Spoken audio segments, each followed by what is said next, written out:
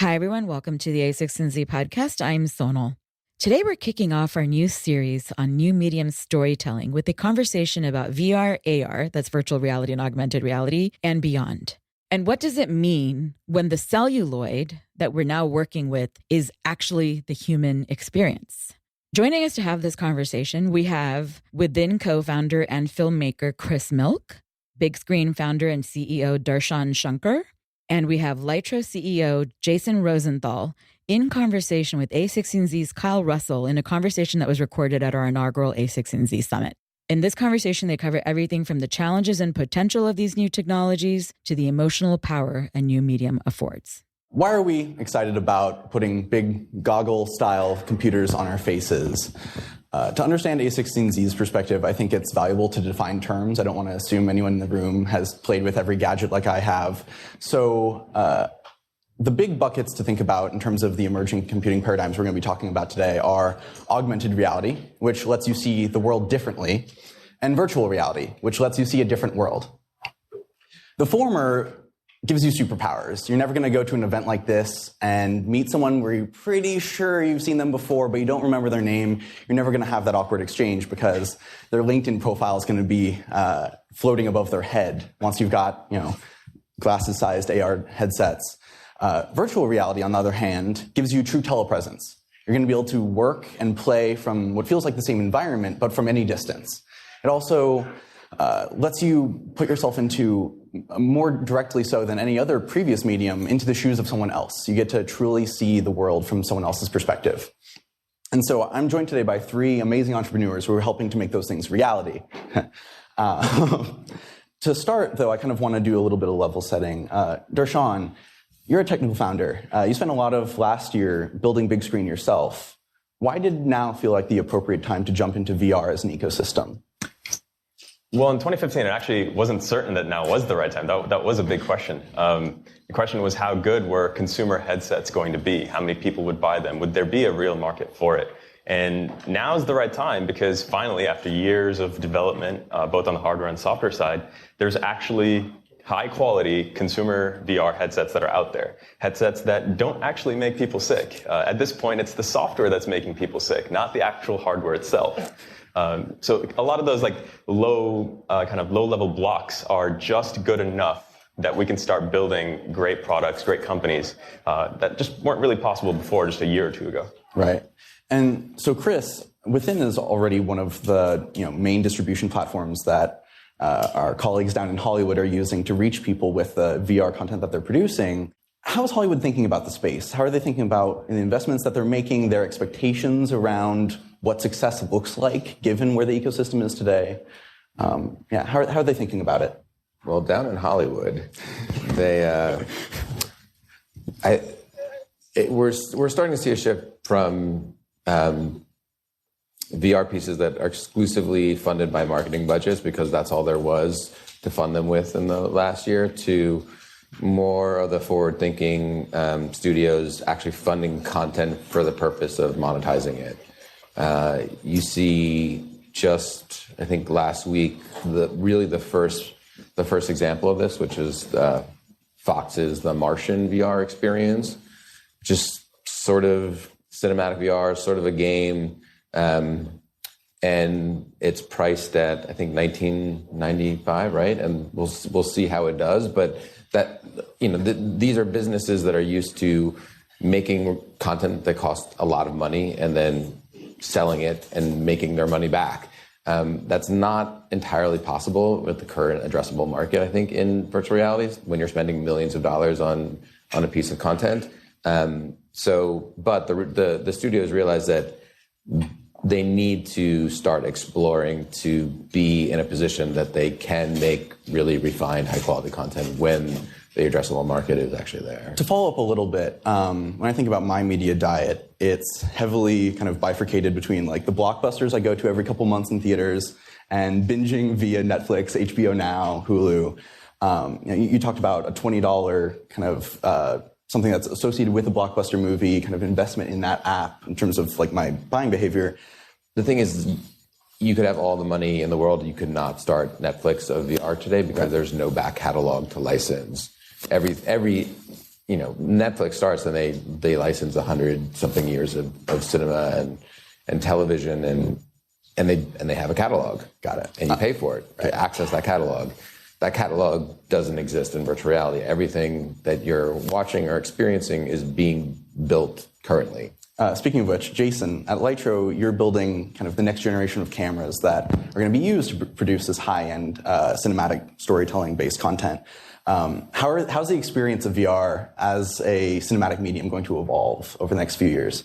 Well, I think nobody knows. I think that's one of the most exciting things about it. I think that if you look at one of the things that's super interesting about VR is it's kind of the first medium of media where the formats aren't defined and locked in from the very beginning. There's lots and lots of experimentation because it's kind of the first way that people can interact sort of natively with the world around them that they know, but in a completely virtual environment. So, but if you had to commit to a most probable future path, how are you kind of envisioning where things are going to go? Yeah, so I think it's going to look like a lot of other forms of that we've seen. Right, there's going to be narrative forms of VR. There's going to be inherently game-like experiences. There's going to be live events, and where we are now. And I think Chris and Darshan are doing amazing jobs of running different experiments in this. Nobody yet quite knows what's going to work, so everybody's trying to iterate to the first version of product market fit in those experiences.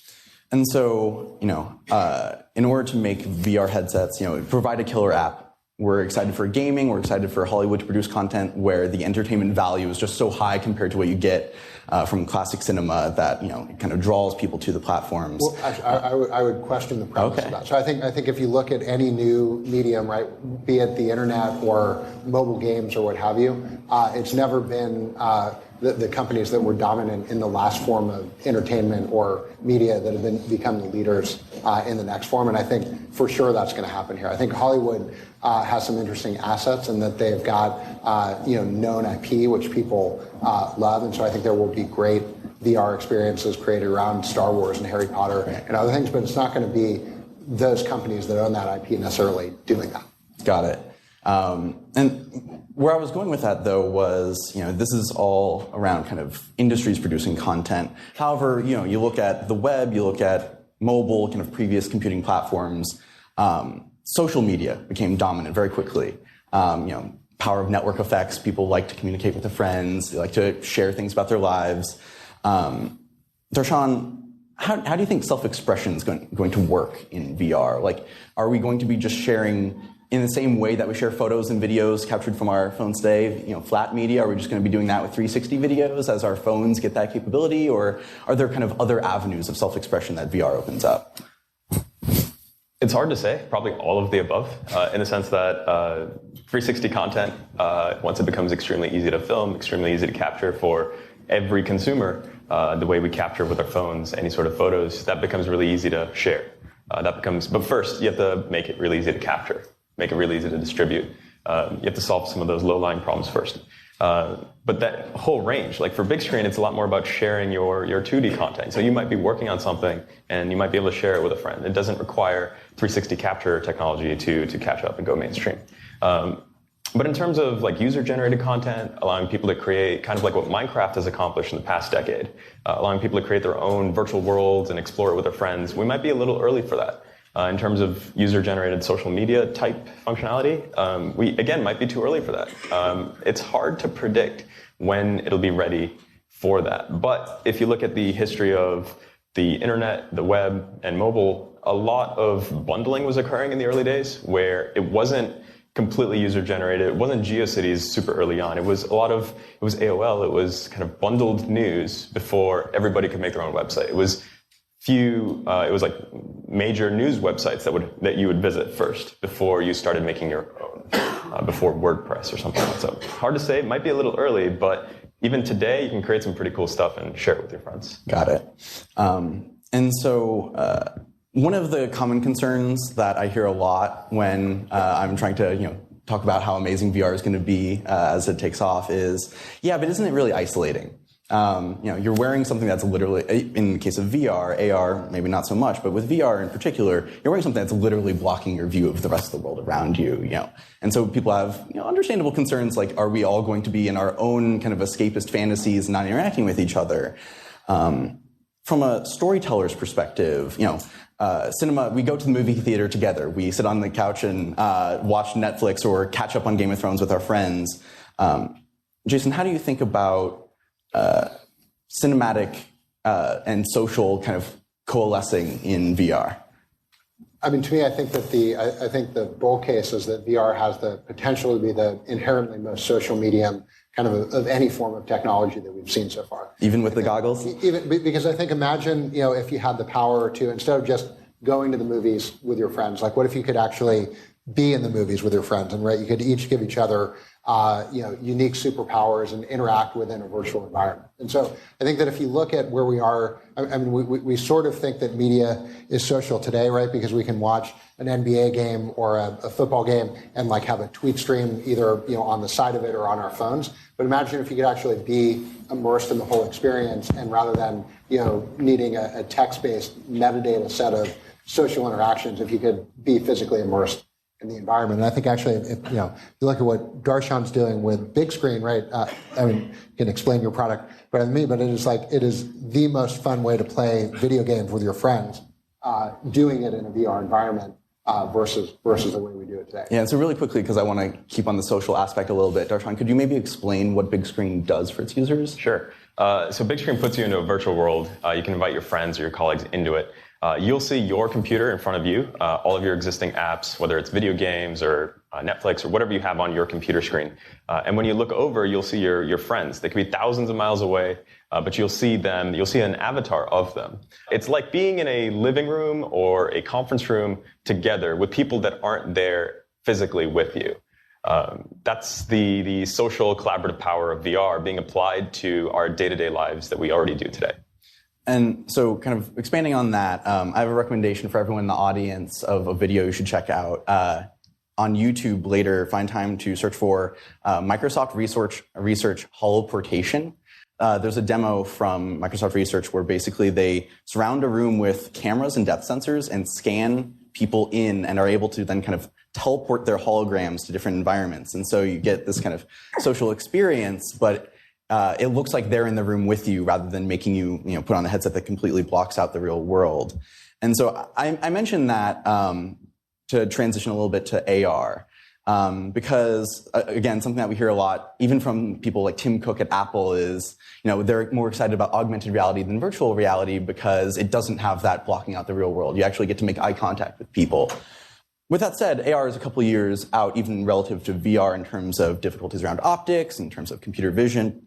So as you're building virtual reality products and experiences today, how are you thinking about AR? What lessons that you're learning from virtual reality are going to apply to augmented reality as that kind of emerges, maybe becomes more dominant for certain use cases? What transfers over, and where do you have to start with fresh eyes?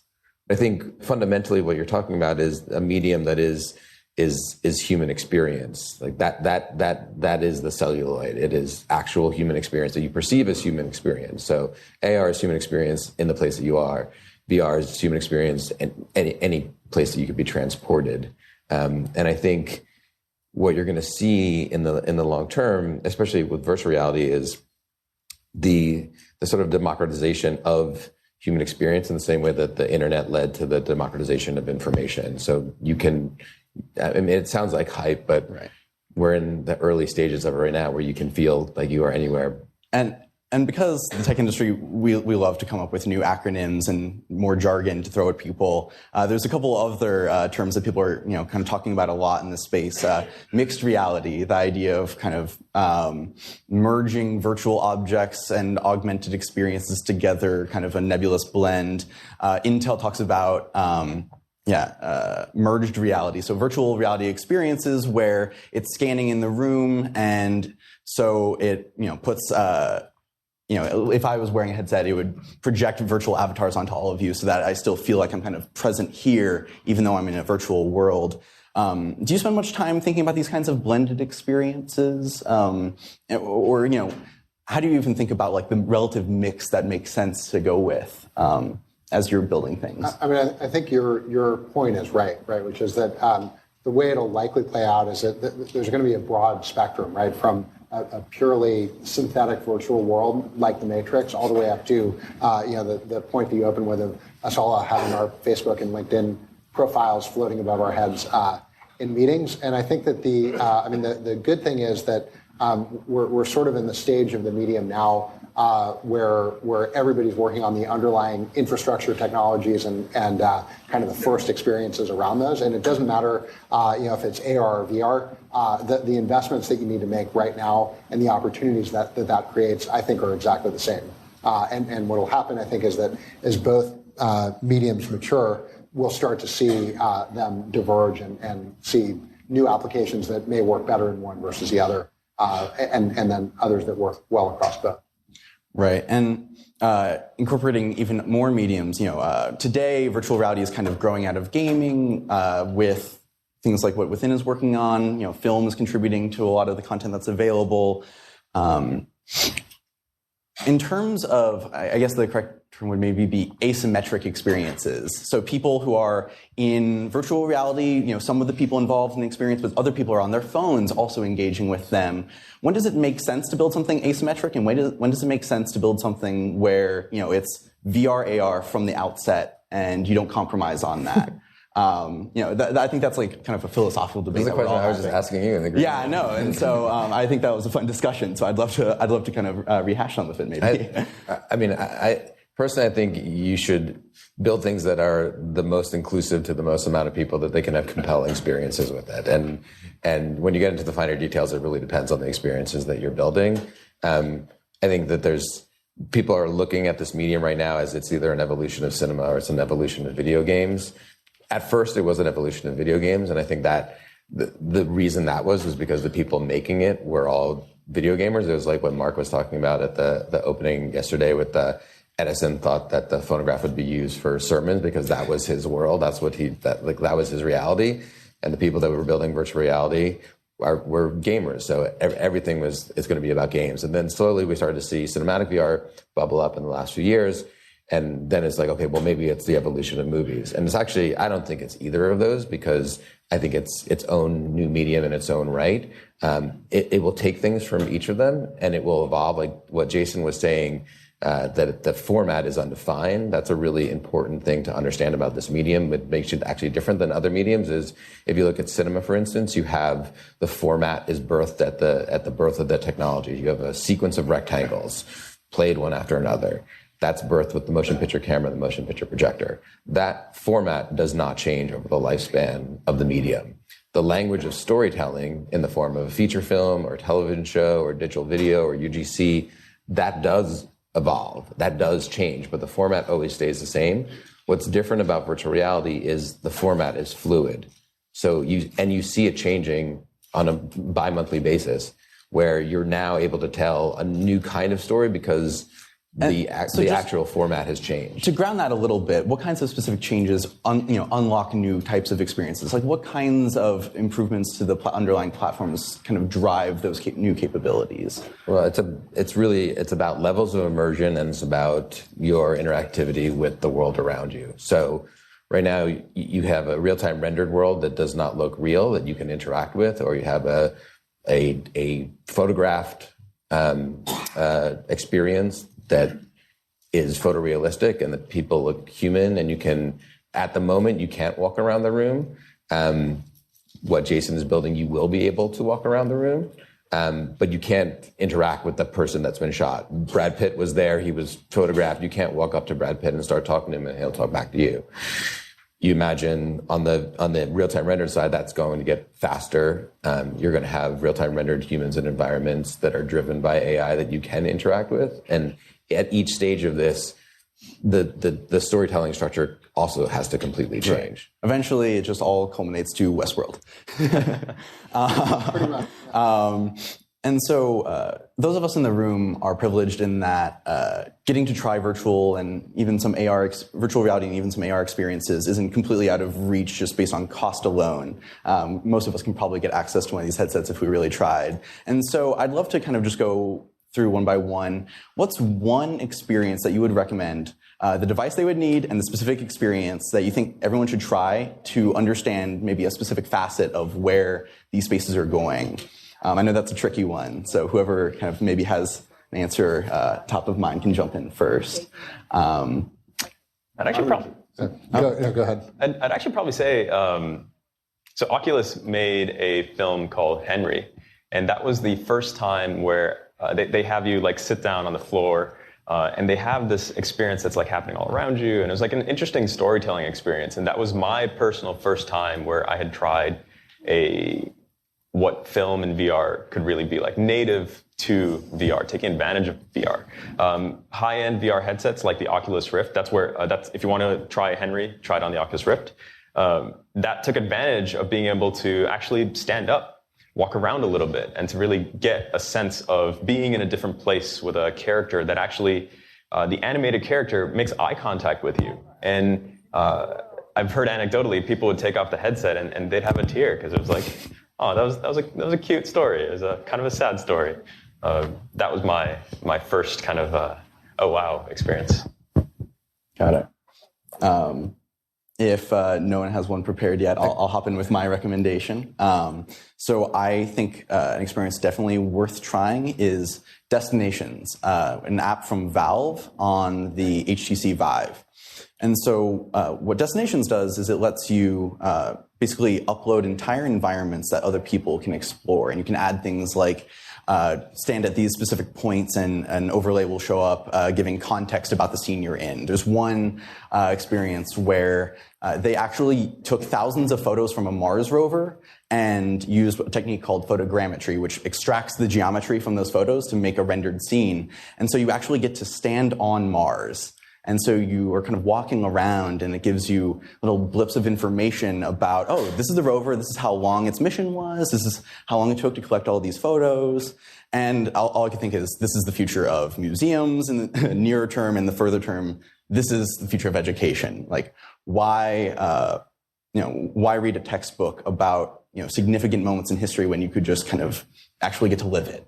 I think that that's absolutely worth a try if you can get your hands on it.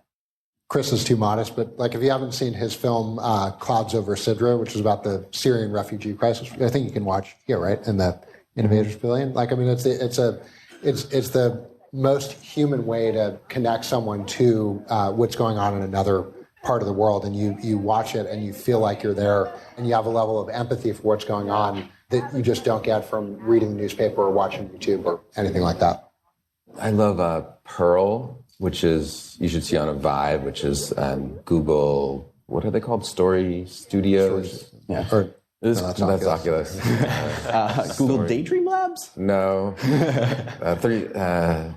Anyway, no. Story, it's Story something, anyway. Pearl. Pearl. It's just a beautiful little animated story that you can lean and move around in. Actually, not move, but you're in the front seat of a car, and the whole story takes place within the framing of this car between this father and daughter, and it's music driven, and it's really utilizing the limitations of what's possible now to form something really beautiful and human. I'll tell you just a personal story that's interesting that I haven't really shared publicly, which is it's an experience that you can't actually have, but I would imagine you will be able to have in the coming years as the technology gets better. And it's very hard to capture video in VR right now. Jason's working on a super robust professional version. In the last 3 years, we've had to build our own camera systems to film the things that we want to film because there's no cameras didn't exist. And I filmed something this was like 2.5 years ago. I shot this soccer game in Los Angeles, and we were doing a test, and I was there with our camera tech, and I was there with my girlfriend at the time. And it went onto a drive somewhere, and we looked at some other footage, and at the time we were testing how close you could get and where you could put camera positions. And about a year later, someone found some of the footage on the drive that I had not seen and stitched it. And post that moment in time, I'd gone through a really difficult breakup with my girlfriend, and they said, hey, we found this thing on the drive, you should watch it. And I put this headset on, and I was standing next to myself, holding the hand of the girl that I was no longer speaking to. And I have never in my life experienced a more powerful piece of media than that moment. No movie, no anything. It was more powerful than any voicemail, than any photograph, than any video. It was like I was, Ebenezer Scrooge and Christmas Past. Like I was standing there with my old self, and I felt the presence of my old self, and I felt the emotions of myself with my girlfriend at the time. And UGC is very difficult at the moment, but it will transform an industry of consumers capturing memories and replaying them. Well, thank you for sharing that anecdote. I know that might have just brought those memories up again. And thank you all for joining. To get a taste of the kinds of experiences we were talking about, there's a within booth with a couple Gear VR headsets up at the Innovators Pavilion. Thank you all for your time.